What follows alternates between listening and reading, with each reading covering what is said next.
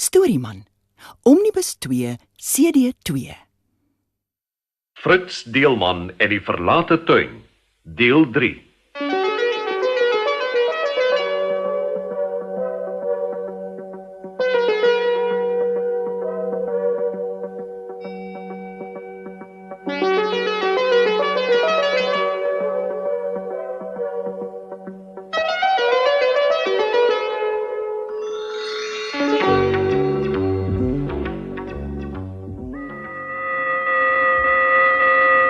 Reusagtige rooi gevaarte storm reg op Lukie af.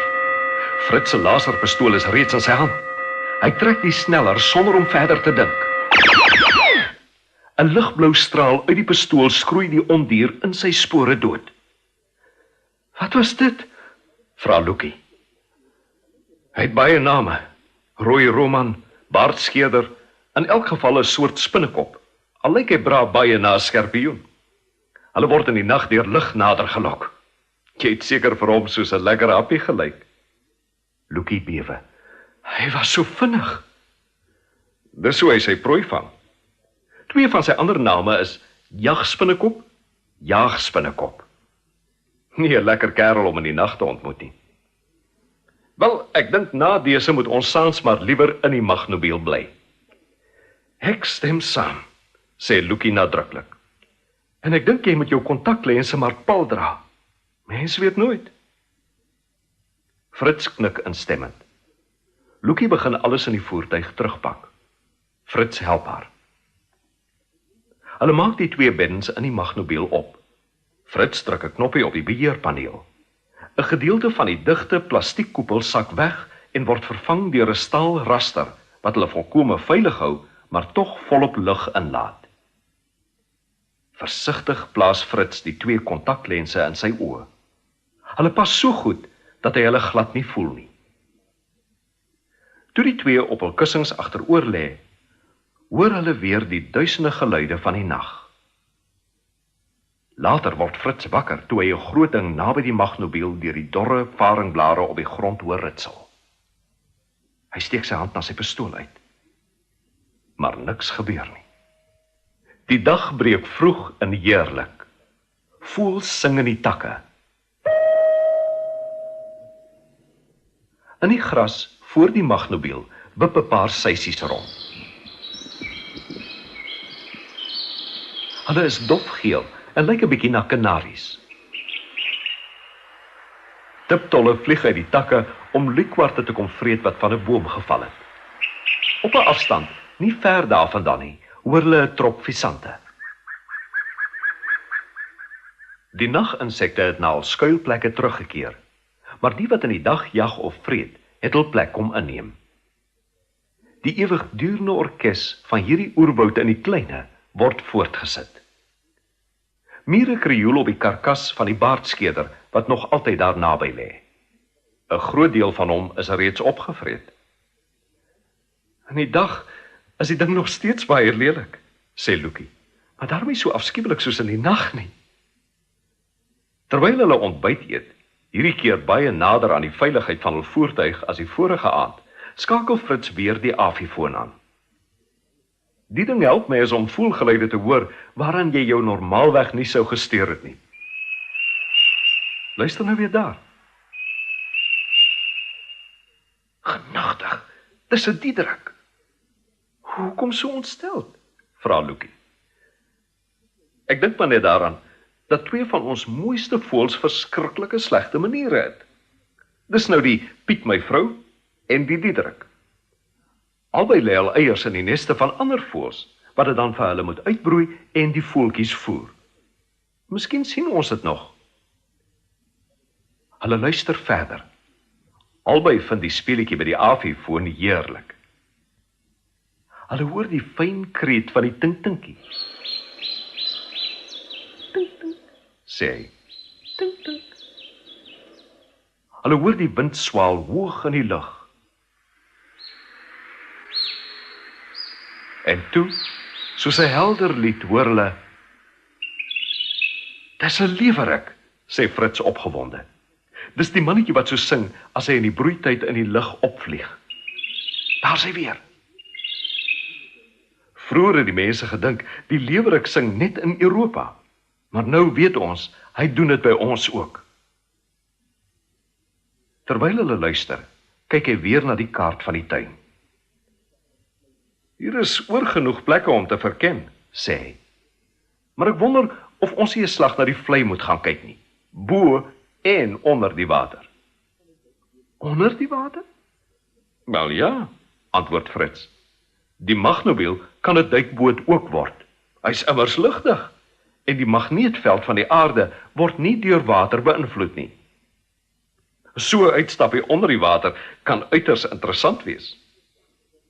Soms wens ek ons beleef minder interessante goed, sê Lukie. Maar goed, kom ons gaan kyk. Vlieg net asseblief hoog, dan sien ons sommer wat bo in die bome ook aangaan. Oomblikke later styg die magnobiel styl op. Hulle vlieg stadig tussen die takke van die bome deur, met die afifoon nog steeds aangeskakel. En toe hoor Fritz die geluid waarvoor hy bang was. Hoor jy dit? Vra hy. Hoor jy dit? Dis die ellendige Jan Fiskaal, die voël wat die ander doodmaak. Dit klink of jy hom wil vermoor, sê Lukie. Ek weet nie, sê Fritz. Ek maak nie voëls dood nie, maar die een. 'n Tamaai swart by zoom voor die magnobiel in en kry koers na die naaste boom, 'n jacaranda. Sal ons kyk waar hy gaan? Vra Fritz. Hoekom nie? Antwoord Lukie. Ons is mos nie haastig nie. En terwyl die magnobiel van koers verander, voeg sy by. Maar ek dink nie daardie by was 'n hy nie. Sy was so groot, sy moet die wyfie wees. Ek het vergeet, sê Fritz. Jy's mos 'n byekenner. Maar waar is hy of sy heen?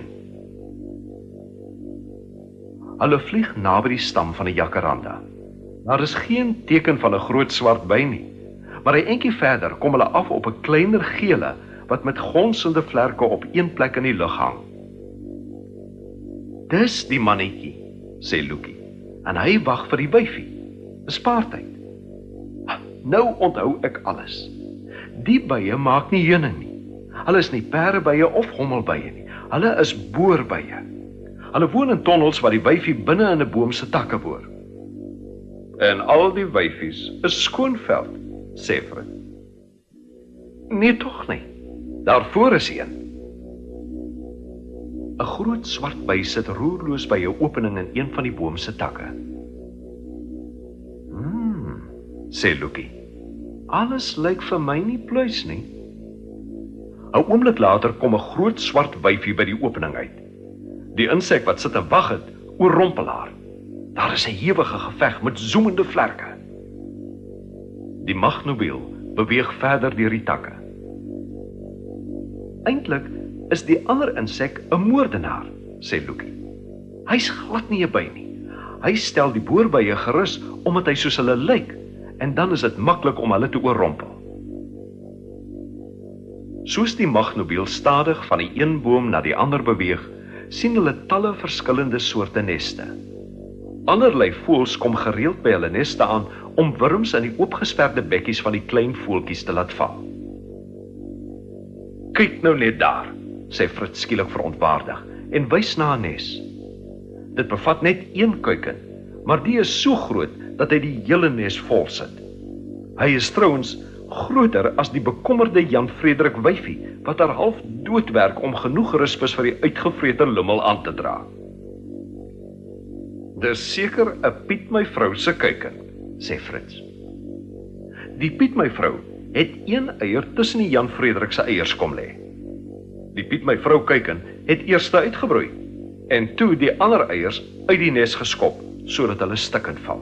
Die arme Jan Frederik weet nie eens sy voer die moordenaar van haar eie kinders nie.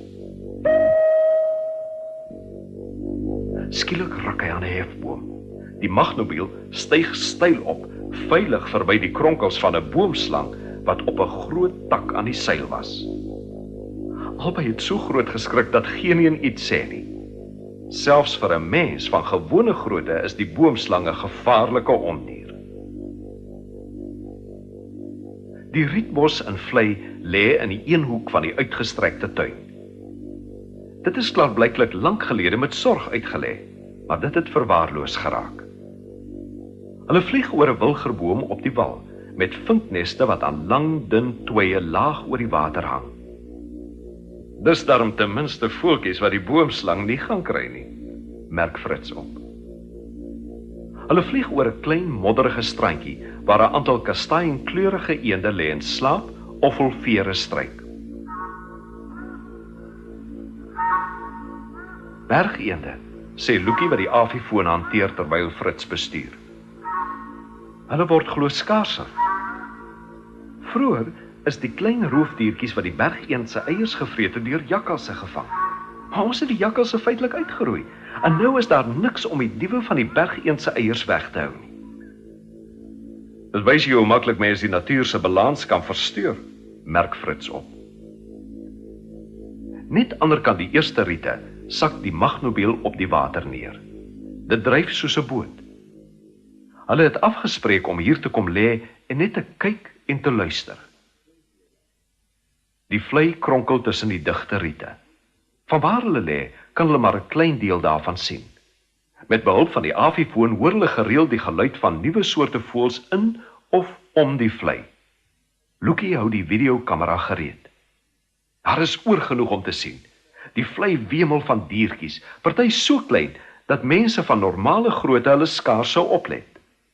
Naaldekokers flits in die helder son of gaan sit op die breë blare van waterlelies. Dit duur 'n rukkie voor Lukie haar eerste padda sien. Hy is groter as die magnobiel en hy sit baie stil tussen die riete. Hy begin kwaak met 'n diep basstem. Gereeld val ander soorte by hom in. Ons land se dierelewe is ongelooflik ryk, sê Fritz. Het jy geweet dat daar in Suid-Afrika meer as 90 soorte paddas is? In die hele Engeland is daar nie eers 3 nie. Ons het meer as 800 verskillende voëls. Wag, kyk daar. Hy beduie met sy kop. 'n Groot brommer het 'n entjie van die naaste padda kom sit. So vinnig dat die oog dit nie kan volg nie, skiet die padda se lang klewerige tong uit en slurp die brommer op. 'n Ander padda, blykbaar uit sy slaap gewek, plons daar naby in die vlei. Daar is 'n roering in die vaalbruin water. 'n Vaalbruin vis kom tevoorskyn en sak weer onder die waterlelies weg. Geen wonder ons het nog geen muskiete gewaar nie, sê Fritz. Die muskiete lê al eiers op staande water, maar die visse eet die muskietlarwes op sodra hulle uit die eiers kom. Fritz en Lukie sit nog lank na die vlei en kyk. Vir hulle, veilig binne die beskutting van die magnobiel, is daar iets rustigs aan die toneel wat hulle voor hulle sien. Maar albei besef dat dit 'n meedoenlose wêreld is. 'n Wêreld van tand en klou, vreet of word gevreet.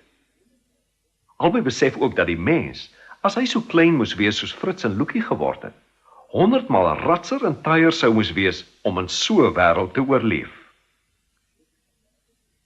Skielik sien Lukie 'n diertjie vinnig op die water beweeg. Dis 'n waterloper, sê Fritz. En jy kan maar gerus verbaas lyk, want dis 'n wonderlike skepseltjie. Hy loop met sy voorarms en sy onderbene, as mens dit so kan stel, op die water, soos 'n mens wat op die grond kruip. Sy pote is vol hare wat hom bo die water hou. 'n Insek met 4 pote? O nee, insekte het altyd 6. Die ander 2 hou hy onder sy lyf gereed, en ek is seker jy sal nou sien waarom. Hulle wag nie lank nie. Naby hulle plons 'n kewer in die water en begin spartel. Die waterloper weet dadelik as iets in die water val, sê Fritz. Die film, noem dit maar 'n dun laagie op die water, begin trill as 'n spartelende insek daarop val, en die waterloper voel dit, al is hy ver. So vinnig soos blits kom die waterloper oor die vlei na die kewer aan.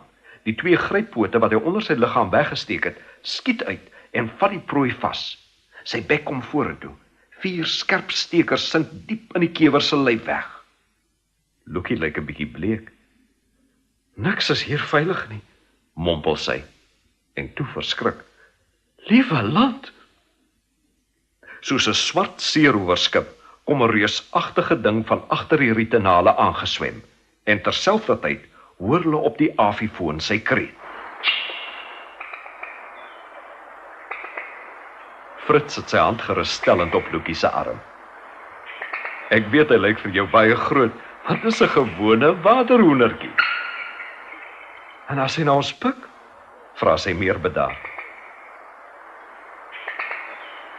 Maar die waterhoender toon geen belangstelling in die magnobiel nie, en ewemin vind hy interessante eetgoed. Hy swem verder en verdwyn om die volgende draai. Op die afifoon gaan die koor van onsigbare voëlstemme voort. Hulle hoor die gebrom en gesnork van bleshoenders. Die getjur van rietane.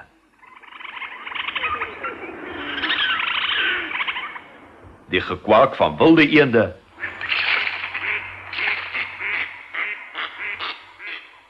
En eenmaal selfs die piepende fluit van die seldsame hamerkop. Teen die middag eet hulle koue kos uit die magnobiel se yskas. Toe hulle klaar is, druk Fritz 'n hefboom en skakel spesiale ligte aan wat dit makliker maak om aan die modderige water te sien. Stadig sak die magnobiel in die vaalbruin water af. Op 'n diepte van 30 cm bring Fritz dit tot stilstand. Daarna beweeg hulle versigtig vooruit om die dieptes van die vlei te verken. Hier is die lewe nog intenser as op die oppervlak. Baie gou sien hulle bo die magnobiel 'n vreemde dier swem, met sy rug na onder. Die dier lyk na 'n soort tor, maar geen pote is sigbaar nie. Net 2 roeiers wat na armoedige vlerke lyk. Fritz blaai vinnig in een van die boeke wat hy saamgebring het. Hier, sê hy na rukkie. 'n rugswemmer, dis sy naam. En hy is gevaarlik. Ek sal nie graag bo hom in die water swem as ek so groot was soos nou nie. Baie veglustige goed, die rugswemmers. Baie honger. Swem net onder die watervlak en vreet alles wat bo hulle dryf of swem. Wat is hulle? Insekte. En voor jy my vra hoekom hulle net 2 roeispane het en nie 6 pote nie. Die ander pote word onder die maag ingevou en kom net tevoorskyn as die ding sy prooi wil vang. Genigtig. Hy wys vorentoe, maar ook Lucky het die swart monster gesien wat nou in die dieptes afduik. Afduik en 'n oomblik later 'n groot paddavis met sy kloue gryp. Waterkewer, sê Fritz. Party soorte word tot 80 mm lank, maar gelukkig nie hier by ons nie. Dis 'n snaakse ding, sê hy nadenkend. Ons sal seker waterskerpioene te sien kry as ons lank genoeg hier bly. En bootsmanne. Hulle lyk baie soos rugswemmers, maar hulle swem op hul maag en vreet alles wat onder hulle kom. En miskien sal ons op die bodem van die vlei nog interessante narighede vind, maar ek wil hier weg. Ek weet ons is nie in gevaar nie. Ek weet daar is oorgenoeg goed buite die water wat net so wreed soos hierdie is. Maar ek voel ontuis hier. Ek voel benoud. Stem, sê Lucky en steek 'n vinger in die lug. Stadig styg die magnobiel na die oppervlak.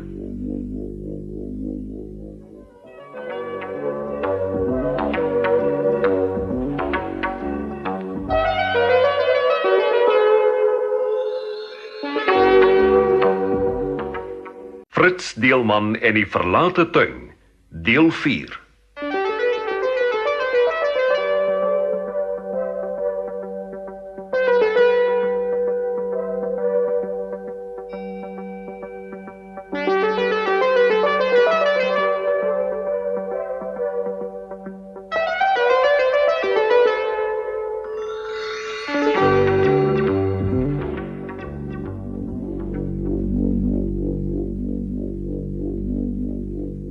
Die magnobiel bereik die oppervlak en beweeg na die kant van die vlei. Hier word Fritz en Lucky begroet deur 'n roesbruin gedwarrel van vlerke op die wal. 'n oomblik later sit 'n pragtige voël met 'n rooi oë en 'n lang stert voor hulle op 'n tak met 'n spartelende akedus in sy bek. Al die moord en doodslag, prewel Lukie.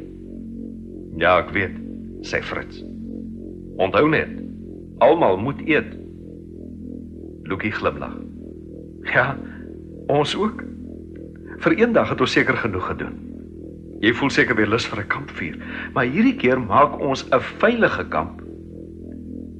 Spoedig vind hulle wat hulle soek, 'n ruim holte onder in 'n ou eikeboom, byna soos 'n grot.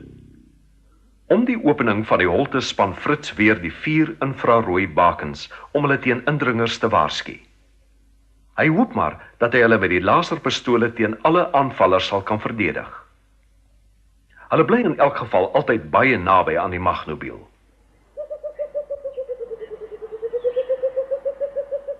Terwyl hulle later eet, met die afifoon afgeskakel, hoor hulle 'n lang gerekte roep wat albei baie goed ken, maar nie kan plaas nie. 16, 17 note, sê Fritz. Ek het getel, maar wat is dit? Hy skakel die toestel aan.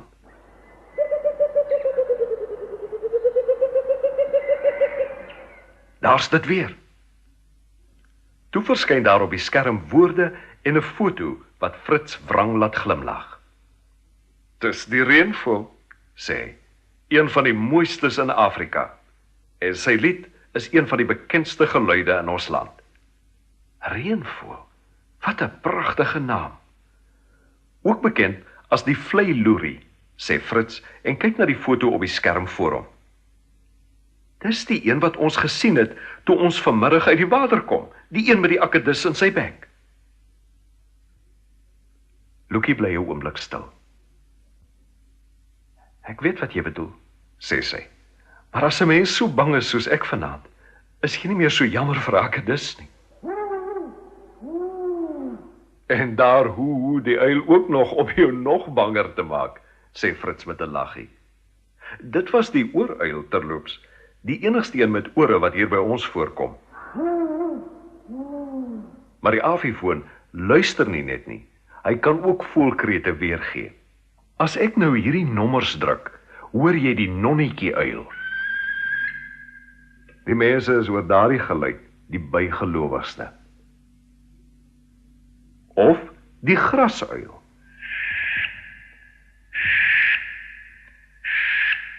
Die een wat nou kom, klink baie na 'n padda.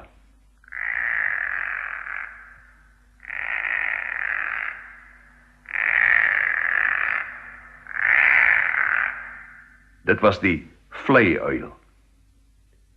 Hier is die bosuil.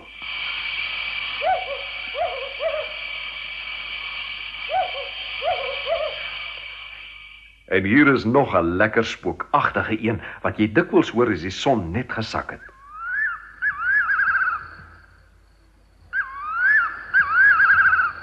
Dit was die naguil. Al lyk hy glad nie na 'n uil nie. Dis almal uile wat heel moontlik ergens hier op vergesig woon. In die lang skemeruur van die somer maak hulle kos en eet hul aandmaal. Met behulp van die afifoon ken hulle die krete van talle nagvoëls uit wat buite in die skemer en in die donker jag.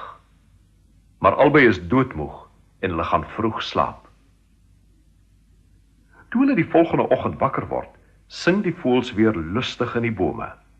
Fritz is besig om naby die magnobiel eiers op 'n gasstoofie te bak en Lukie maak die beddens op.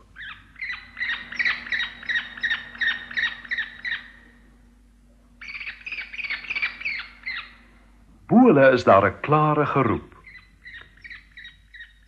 Dis 'n rooi valk, sê Fritz. Wanneer die uile gaan slaap het, kom die valke aan diens.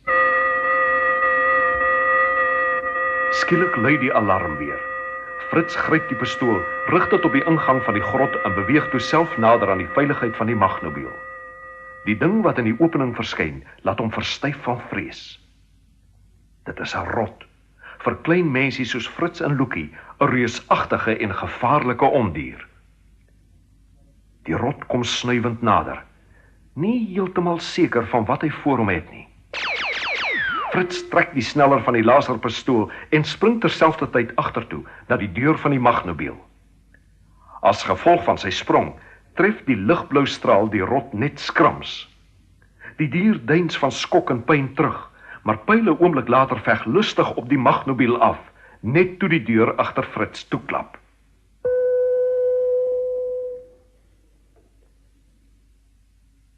Die twee mense binne-in word teen die vloer van die voertuig geslinger soos die rot dit bespring en daaraan byt. Fritz sukkel oorent. Haastig maak hy een van die skietgate aan die kant van die voertuig oop en mik sy pistool daardeur. 'n Straal skiet die rot sy een oor af. Die dier tuimel verskrik agteroor en vlug met iets wat vir Fritz en Loekie soos 'n gechunk klink. Op die laaste oomblik, toe die rot al buite die grot is, pons Fritz die sneller van die komperbeheerde laserkanon bo op die magnobiel en kyk stip deur sy kontaklense na die rot. Die dodelike loop swaai om en rig homself op die ondier. 'n Blou straal flits uit. Die rot lê dood. Alles het binne 'n sekonde gebeur. Laaste sien van die blikkantien, hyg Fritz. Hy het maar net aangeval omdat die eerste skoot so skrams was. Maar ek vrees sy aanval was tog op 'n manier geslag. Wat bedoel jy? Vra Loekie verskrik. Fritz wys na die boeg van die magnobiel. Die antenne waarop die obalkristal gemonteer was, is afgebreek en die kristal self is weg. Fritz spring uit. Hou jou pistool op die ingang van die grot, roep hy vir Loekie. Die kristal lê onder die voertuig. Dit is nog heel. Fritz probeer die antenne weer aan die magnobiel heg, maar kry dit nie reg nie. Hy het spesiale gereedskap daarvoor nodig. 'n uur later sukkel hy nog steeds.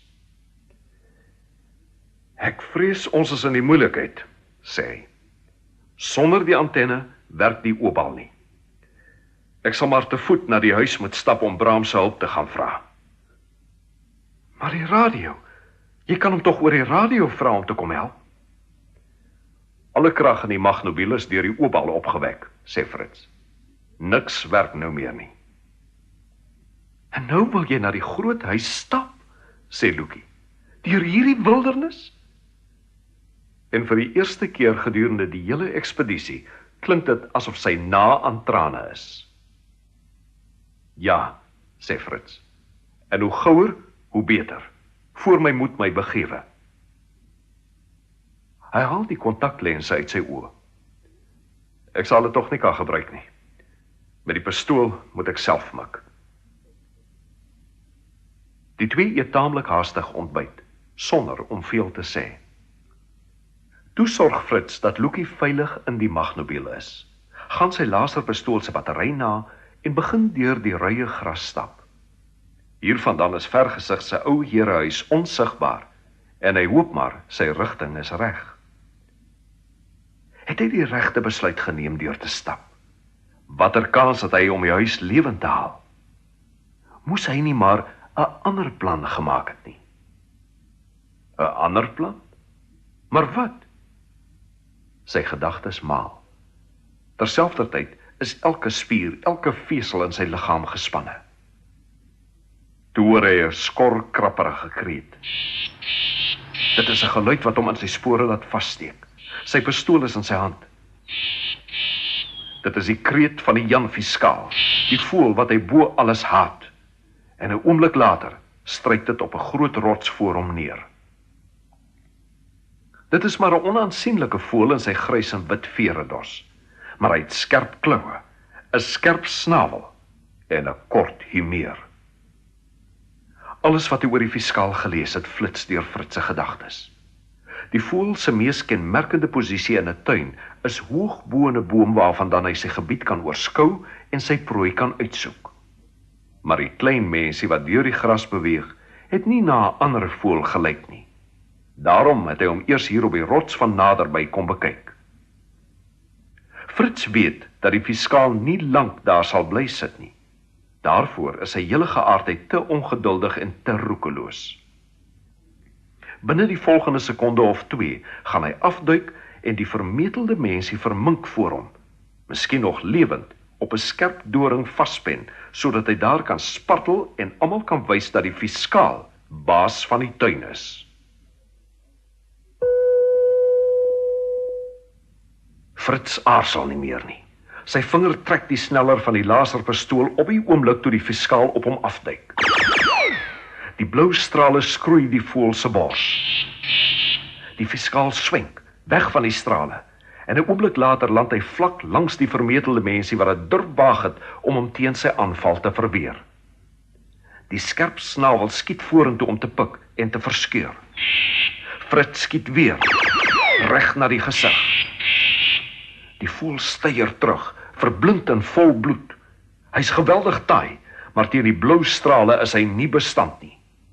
Hinkend styer hy weg om te probeer opstyg en vlug. Fritz skiet een vlerk af. Toe die voël op die grond lê, dien hy hom met nog 'n sarsie die genadeslag toe.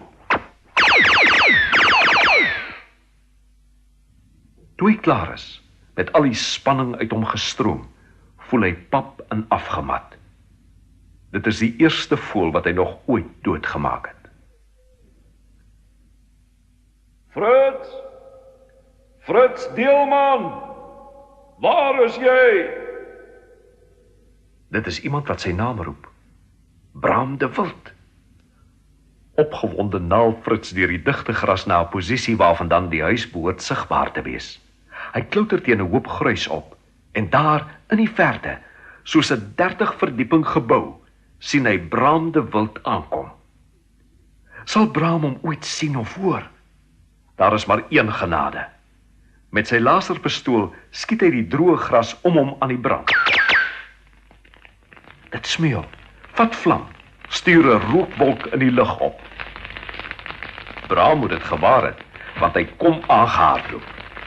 Hy lig Fritz versigtig van die hoop gruis af en trap die vlammetjies met sy reuse skoene dood. Is Lucky veilig? Vra hy. En waar is die magnobiel? Dit is 'n paar uur later. Weer, soos op die dag toe Lucky en Fritz by vergesig aangekom het, sit die 3 vriende om die lang tafel in die groot eetkamer. Almal nou weer normale grootte. Voor hulle op die tafel staan die magnobiel. Met sy spesiale gereedskap het Bram die oopbal reeds weer sonder moeite vasgesit. Ek is bly die onfeilbare Fritz Deelman maak ook af en toe foute, sê hy. Jy moes nie huis toe probeer loop het nie, Fritz. Dit kon selfmoord gewees het. Fritz haal sy skouers op. Moes ons dan maar net daar sit en doodgaan het? En daardie wildernis, wat jy 'n tuin noem, sou jy ons nooit gekry het nie. En sonder 'n radio. Dis juist die punt, lag Bram. Deur middel van die radio kon ek dag en nag alles hoor wat met julle gebeur. Ek het jou vanoggend vroeg iets van 'n rot hoor skree, en toe 'n vreeslike geraas en gestamp. Daarna stilte. Ek kom ons raai wat gebeur het. Toe het ek julle kom soek. En goed, alles goed, glimlag Lucky. Ek is jammer ek was een van jou voëls skiet, sê Fritz, en vertel kortliks wat gebeur het. Dis die eerste keer dat ek ooit 'n voël doodmaak, maar ek moet sê, dit het nie na moord gevoel nie. Meer soos 'n teregstelling, sê Bram. 'n Straf. Ek voel saam met jou. Ek is bly jy het dit gedoen. Hierdie fiskaal en sy wyfie, as hy een het, moet maar onlangs al intrek in vergesig se tuin kom neem het. Anders sou julle sy kreet meer dikwels gehoor en meer tekens van sy vasgepende prooi op dorings gewaar het. Waar hy ook al sy intrek neem, verdryf en vermoor hy alle ander voëls. Nie noodwendig om hulle te eet nie, maar eenvoudig omdat hy so jaloers is. Alles vir myself is die fiskaal se lese. Fritz knik, toe sê hy ernstig. Jy het ons albei aan baie groot gevare blootgestel. Was dit die moeite werd? Wat het ons daarmee bereik? Ek erken julle was in gevaar. Maar met jou, om julle te beskerm, sou dinge nie maklik heeltemal verkeerd kon loop nie. En julle het baie bereik. Ek het vir julle 'n voorstel. Met die video-opnames wat Lucky reeds gemaak het, en bykomende opnames wat ons nog kan maak, kan ons een van die merkwaardigste rolprente van alle tye vervaardig. Ek sal die geld gee, maar ek het julle hulp daarmee nodig. Uit so 'n prent kan 'n mens miljoene verdien. Wat jy waarvoor wil gebruik? Ons sal elkeen 'n goeie deel vir ons moeite en werk kry, sê Bram. Maar die res, as julle saamstem, wil ek gebruik om ons land se diere en plante te help bewaar. Die fiskaal ook? Terg Lucky. Natuurlik. Ek wil hom liewer uit my tuin hou, maar dit beteken nie dat ek alle fiskale wil uitroei nie. Nou toe, wat sê julle? Fritz kyk na Lucky. Hy lees haar antwoord in haar oë. Ons sal jou help, sê hy. Dit sal 'n eer wees en 'n plesier.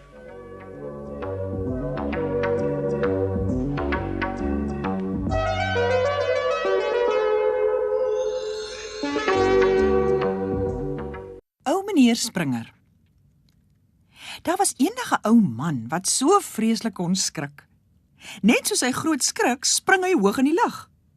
Die ou het nooit geloop of gehardloop nie. Hy het maar altyd oral na toe gespring. Daarom kry hy toe die naam van Ou meneer Springer. Ou meneer Springer het alleen gewoon in sy groot huis. Een aand sit hy op sy bed. Hy trek sy skoene uit. 'n Snaakse ou muisie kruip onder die bed uit en spring skielik oor die ou se voet. "Hoet muis!" skree ou meneer Springer. Hy skrik so groot dat hy dwars deur die venster spring tot binne in sy blomtuin. "Kwak!" sê 'n padda hier by sy voete. "Hoet padda!" En die ou spring bo oor sy tuin se hek. "Woef!" blaf 'n hond agter hom. "Hoet hond!" En die ou man spring bo oor 'n man se kop. Die man word kwaad en vlieg om. Ou meneer Springer raak in die nood. Hy spring sommer by 'n vreemde huis in. "Miau!" skree die kat onder sy voete. "Hoet kat!" skree die ou. Hy skrik so groot dat hy by die donker skoorsteen inspring. Pik swart kom hy bo uit. Daar sit hy, uit asem, op 'n vreemde huis se dak. "Hey, meneer Springer! Wat maak jy op my dak?" skree 'n man daaronder in sy tuin. "Hoet, man!" skree ou meneer Springer en hy spring bo oor die skoorsteen op 'n ander dak. Daar wou hy so effens rus, maar 'n voeltjie vlieg skielik oor sy kop. "Hoet, voel!" skree hy. Hy spring en spring van dak tot dak oor die hele dorp se huise. By die laaste huis spring hy af tot op die rivier se wal. Skielik steek 'n vis sy kop uit. "Hoet, vis!" skree die ou en hy spring dwars oor die rivier. Toe gaan ou meneer Springer op 'n klip sit om te rus. "Ag nee, so kan dit nie gaan nie." "Klaps!" kraak die sweep van 'n ossewaai langs hom. "Hoet, sweep!" skree ou meneer Springer en hy spring en spring tot binne in die Kaap. "Oet, toet, toet, toet!" blaas 'n motor agter hom. Met die eerste hoet spring hy oor die huise. Met toet trek hy oor Tafelberg. Met toet, toet was ou meneer Springer skoon weg. Die man in die maan sien hom verbygaan. "Ou meneer Springer, waar gaan jy?" Ek spring nou verby wolke toe, want op daardie aarde kan ek nie meer bly nie." Die mense het hom nooit weer gesien nie. Hulle glo vas dat ou meneer Springer nog altyd daarbo agter die wolke rondspring. Ja, sê hulle, daar spring hy seker nog dag en nag rond, oor die son, die maan en die Sneeuwwitjie en die 7 dwergies.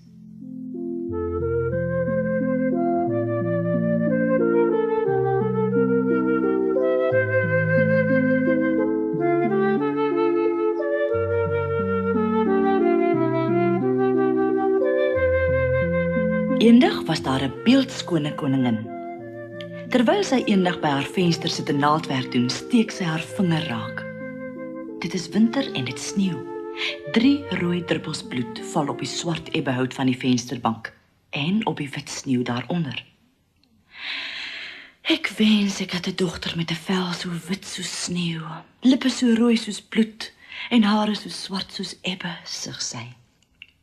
En so het dit gebeur. Nie lank daarna nie, skenk sy die lewe aan 'n dogtertjie met 'n sneeuwwit vel, bloedrooi lippies en ebbe swart hare. Haar ouers noem haar Sneeuwwitjie. Maar net 'n paar dae na haar geboorte sterf haar moeder. Haar vader, die koning, was baie lief vir sy vrou. Maar nou het hy 'n moeder vir Sneeuwwitjie nodig en hy soek dus 'n nuwe koningin. Eindelik trou hy met 'n prinses wie se gesig so mooi soos die somer was, maar haar hart was ijskoud. Sy was 'n bose towerheks. So verwaand was sy, dat sy dit nie kon verdra dat iemand mooier as sy moet wees nie. Toe sy na die paleis gekom het, het sy net een ding met haar saamgebring. 'n towerspieël in 'n goue raam.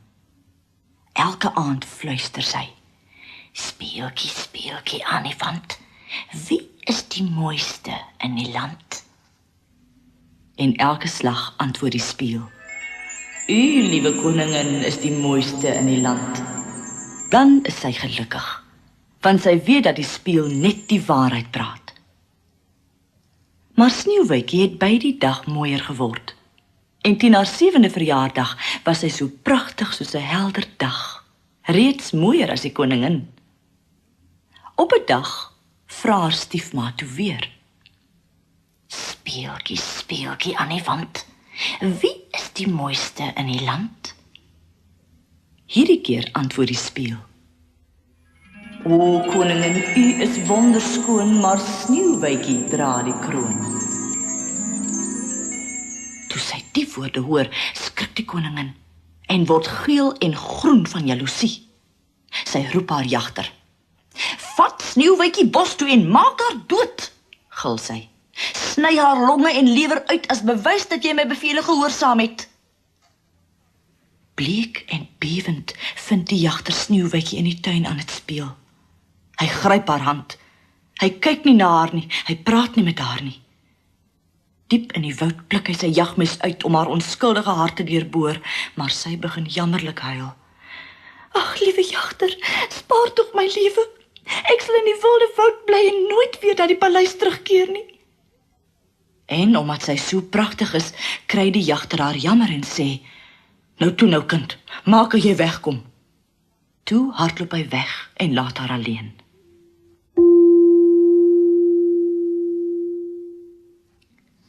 Toe hy op pad terug na die paleis se jong bokkie teekom, maak hy hom dood en sny sy longe en lewer uit.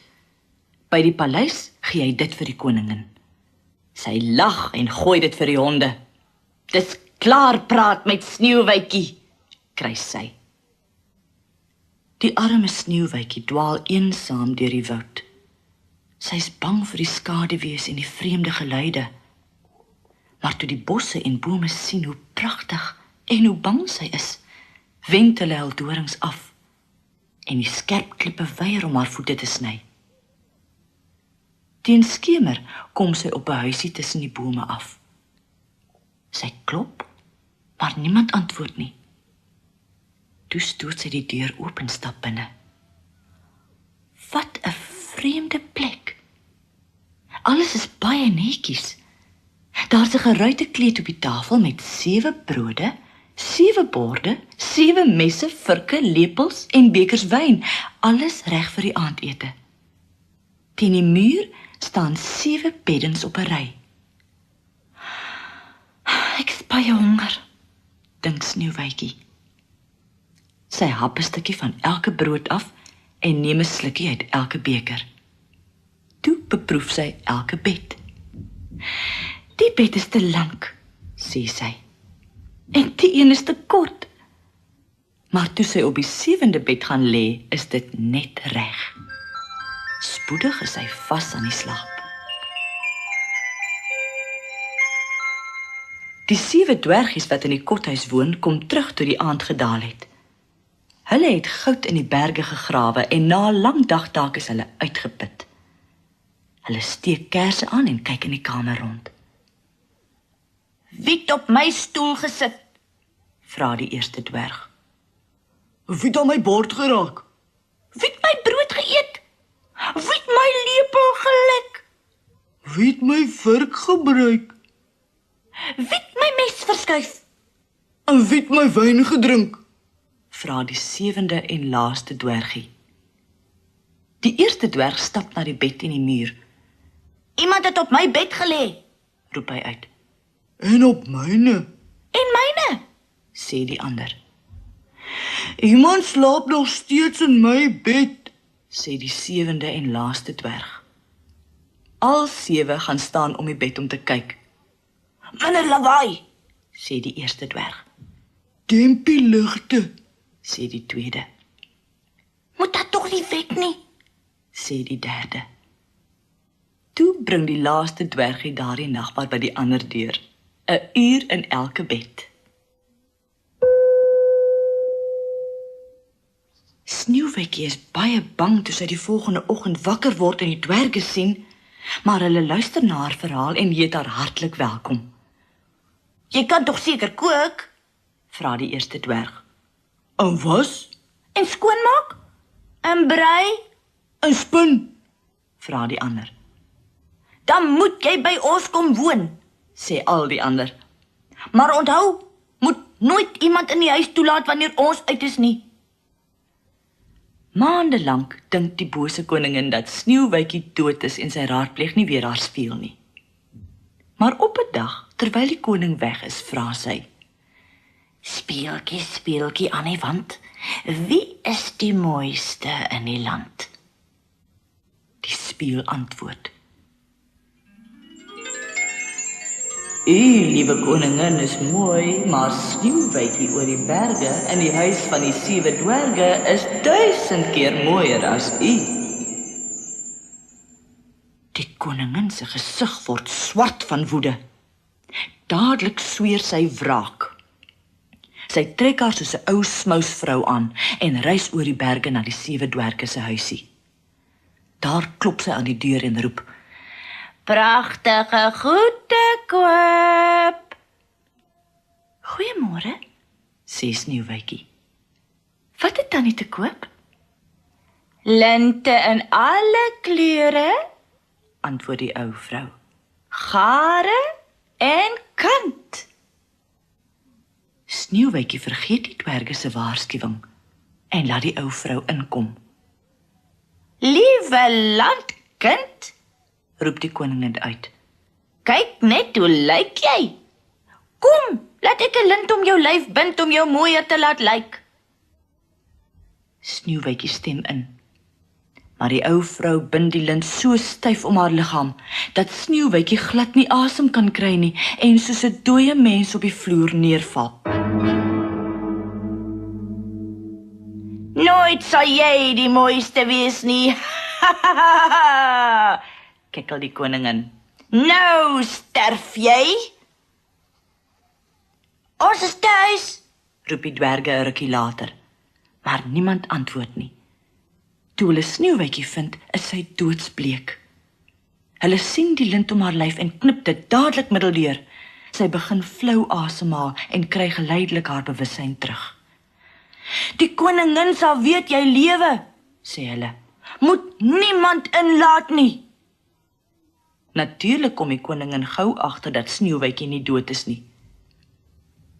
Met haar towermagte berei sy 'n baie spesiale appel.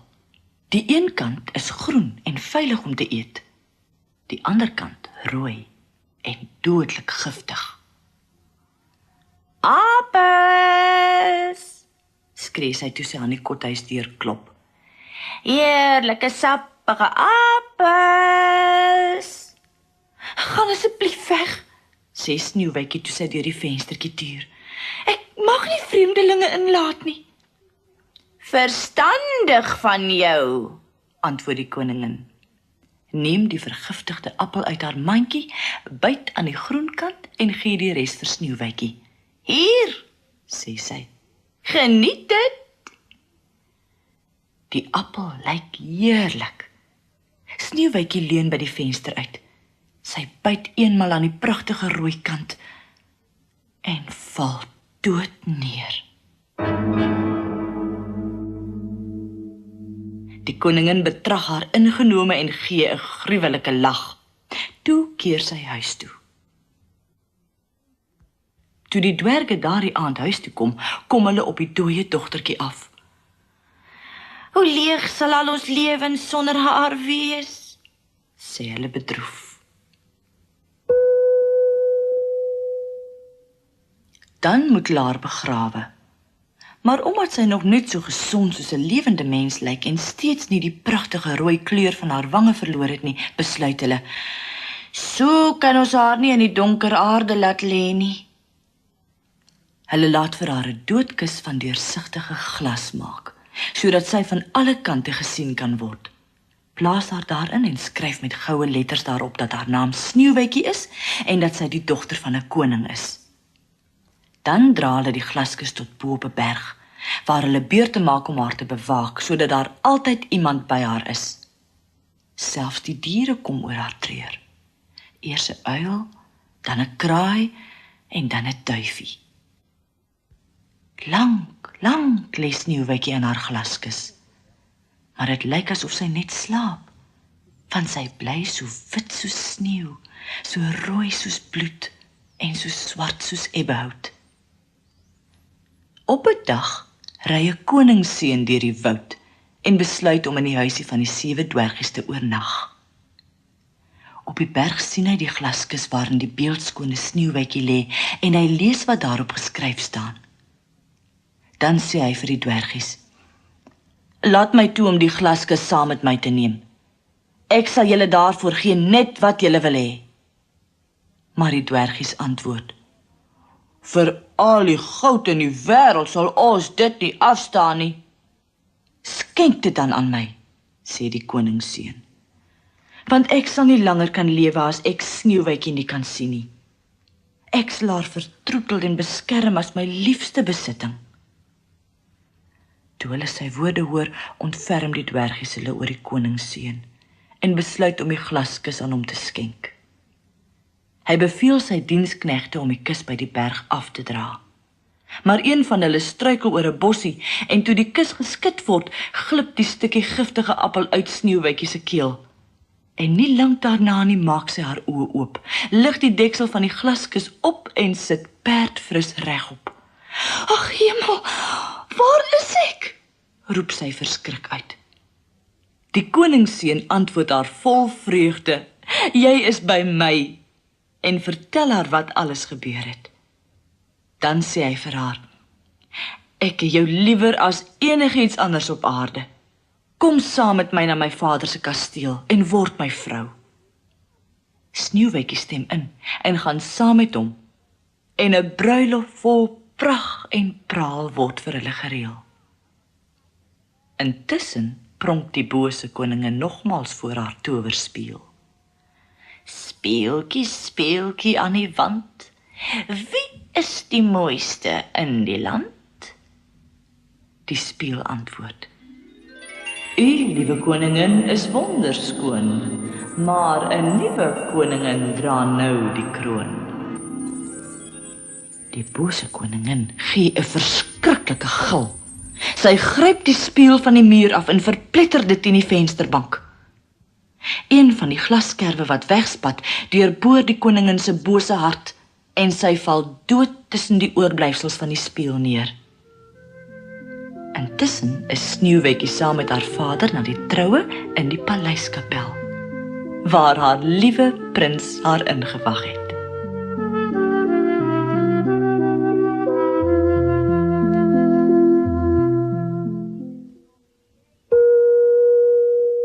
Olifant.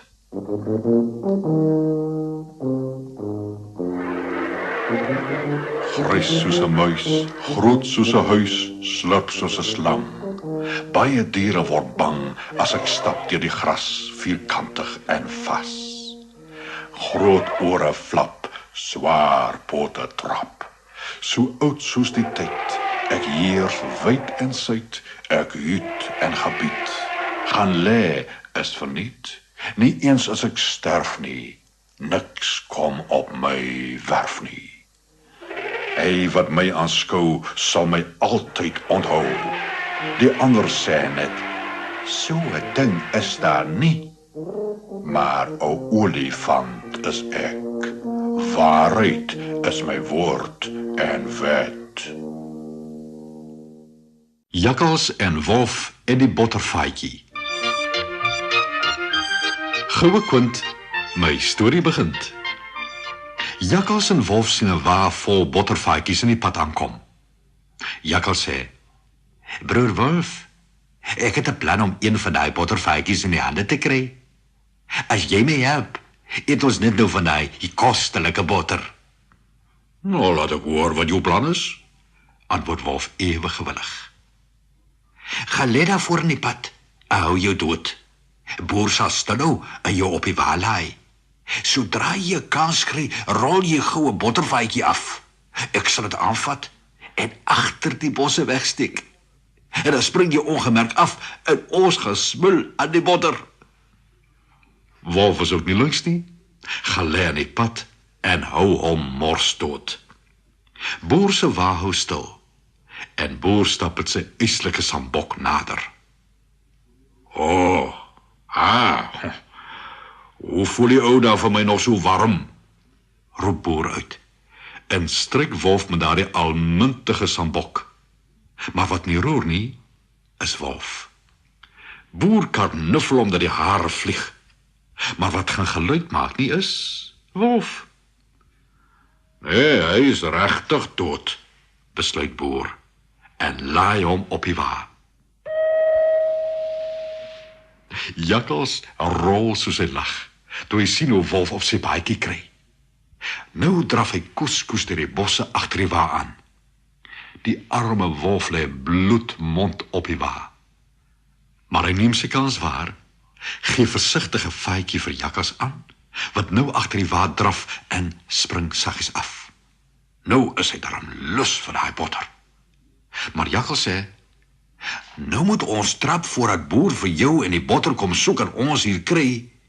Ons moet 'n paar dae lank van die plek af wegbly." Die volgende oggend draf Jakkals vrolik by wolf se huis verby. Môre broer Wolf. "Raai wat? My vrou het vandag 'n kleintjie gekry en ek gaan nou na die doop." Jakkals stap reguit in die faaitjie, eet hom knuppeldik aan die botter en steek die faaitjie weer sorgvuldig weg. Toe hy weer by wolf se huis verbystap, wil wolf weet: Wat is jou kind se naam? "Beginsel," antwoord Jakkals en stap vinnig verder. Die volgende oggend kom Jakkals weer by wolf se huis verby en roep bly uit: "Broer Wolf, my vrou het weer 'n kleintjie gekry en ek gaan nou na die doop."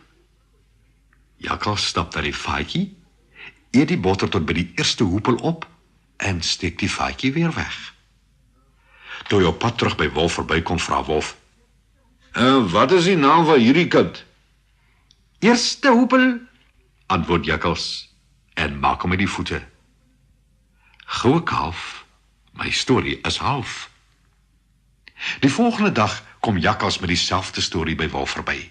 En die dag daarna, en die dag daarna. As wolf hom vra wat die naam van die kind is, antwoord hy: "Tweede hoepel, derde hoepel, vierde hoepel." Elke keer tot watter hoepel hy die botter geëet het. Die laaste dag antwoord hy: "Dis nou boomskraap." En hy gaan staan met eens botstel, asof iets hom byval. "Arrie, broer Wolf, ons het skoon van daardie botter vergeet. Ons moet tog môre gaan kyk wat daarvan geword het." Ja, ek versmag al van die lus, roep wolf uit. "Ek het net vir jou gewag om met jou kinderdopery klaar te kry." Die volgende dag stap die twee na die bottervat. Wolf se lus is groot. Hy moes mos darm swaar sla vir die botter verduur. Maar die vat is dolleeg. Dadelik begin hulle mekaar van diefstal beskuldig en 'n tamaai stryery ontstaan. "Wag!" roep Jakkals uit. "Kom ons gaan lê in die warm son. Die een by wie se mond die botter uitbraai is die dief en verdien 'n afgedankste loosing van die ander een." Wolf willig in, want hy weet, hy is onskuldig. Maar die warm son maak hom lomerig, en spoedig slaap hy vas. Toe krap Jakkals saggies die laaste bietjie botter uit die vat, smeer dit om Wolf se mond, en skud hom wakker. Kom broer, nou help strei nie meer nie. Wolf voel, en ja, waarlik, daar is die gesmelte botter om sy mond. Hy lek met sy tong. Net bly maar botter. Beteurder vra hy. Het ek daar in my slaap die botter kom opeet? Ek sal jou leer om nie aan jou slaap te steel nie, Roep Jakkals uit en pieper Wolf met 'n lat. Toe Wolf eintlik weer tot verhaal kom, skud hy sy kop moedeloos en sê, 2 onbarmhartige loesings moet ek verduur, geen botter het ek gekry nie. Goue fluit, my storie is uit.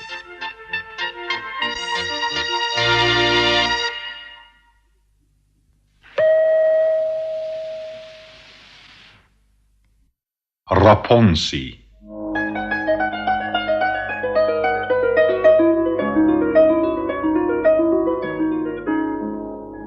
Lank gelede, in 'n woeste en gevaarlike land, was daar 'n man en 'n vrou wat lank en geduldig op 'n kindjie van hulle eie gehoop het. Eindelik het die vrou vol vreugde besef dat sy 'n kindjie gaan kry. Hulle het langs 'n pragtige tuin gewoon. Daar was egter 'n hoë muur om die tuin en niemand het dit ooit hier gewaag nie, want die tuin was die eiendom van 'n magtige heks wat oor die hele wêreld gevrees is.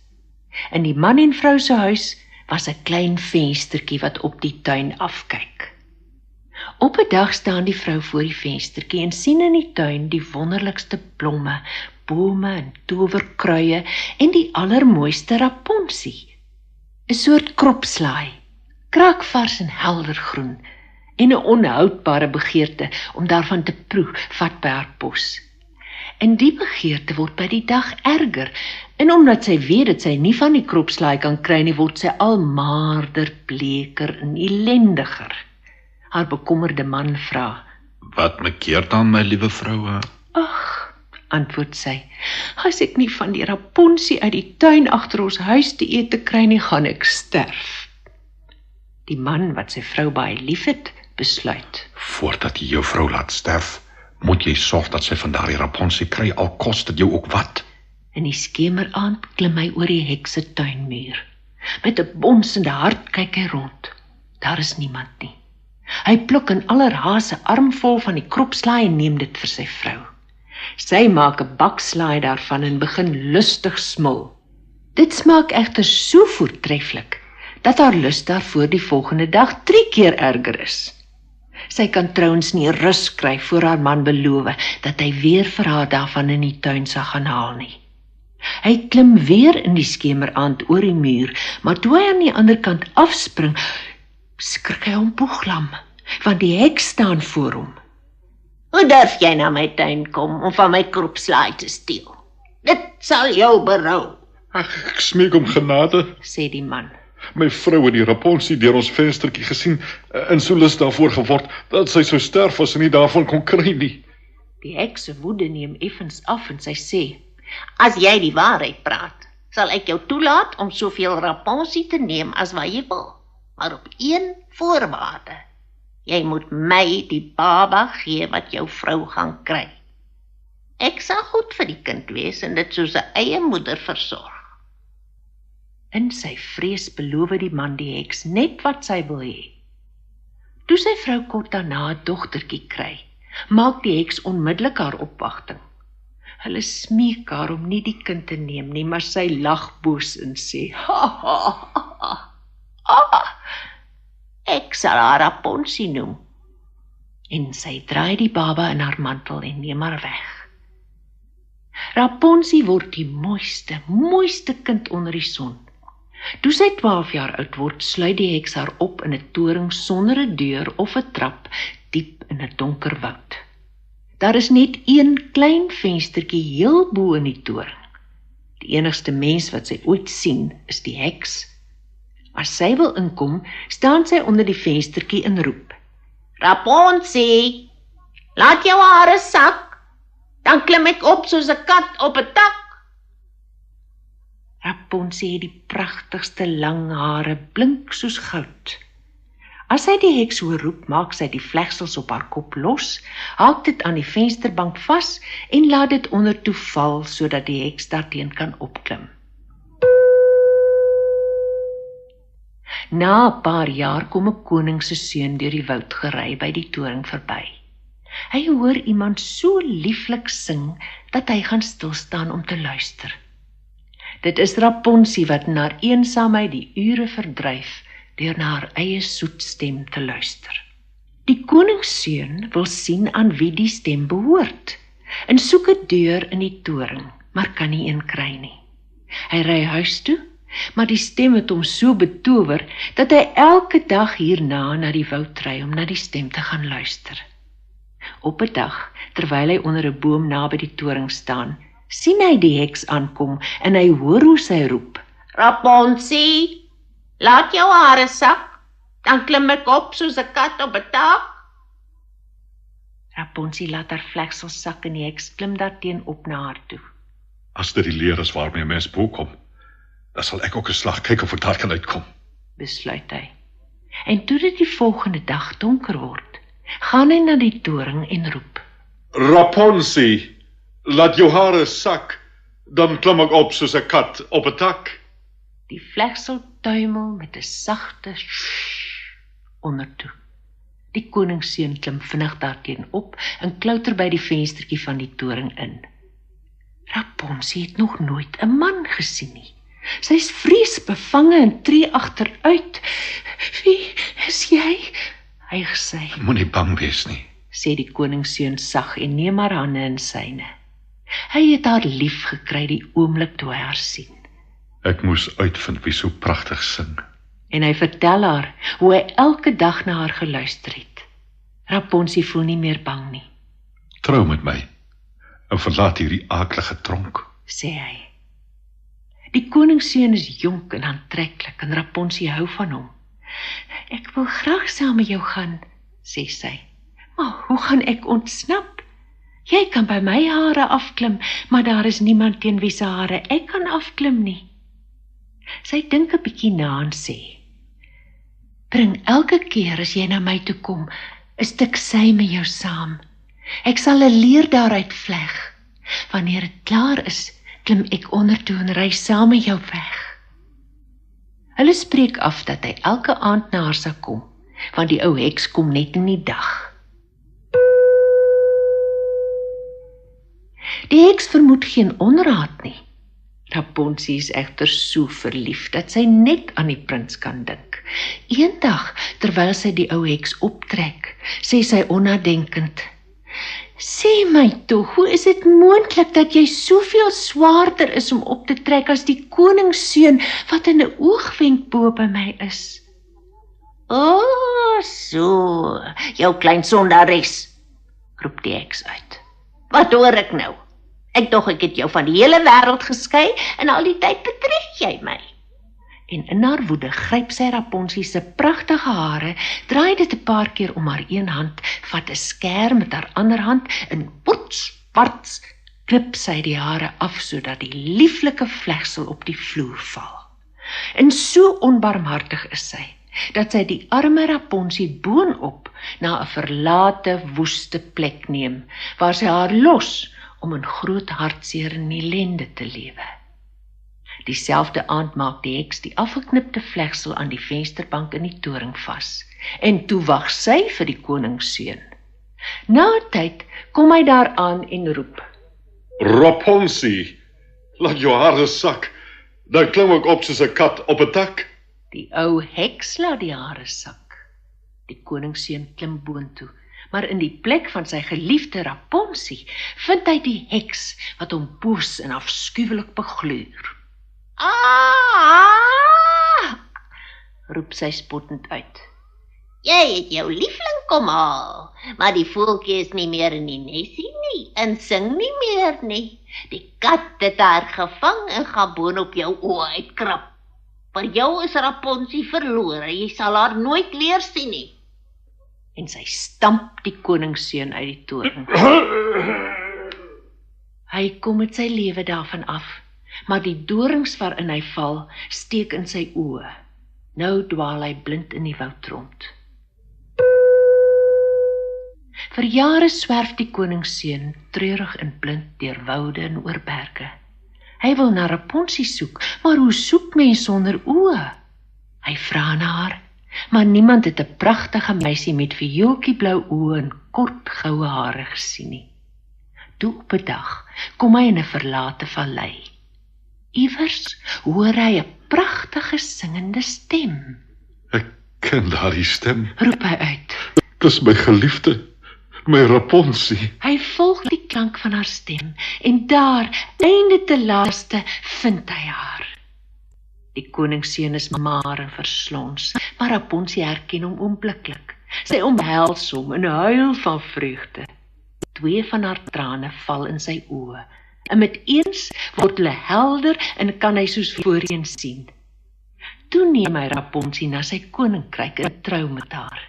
Die huwelik was so gelukkig, dat nuus daarvan oor die hele wêreld versprei het. En toe Rapunzel se moeder en vader die stories oor die pragtige prinses Rapunzel hoor, het hulle geweet dat dit met hul dogter goed gaan, en hulle was baie trots.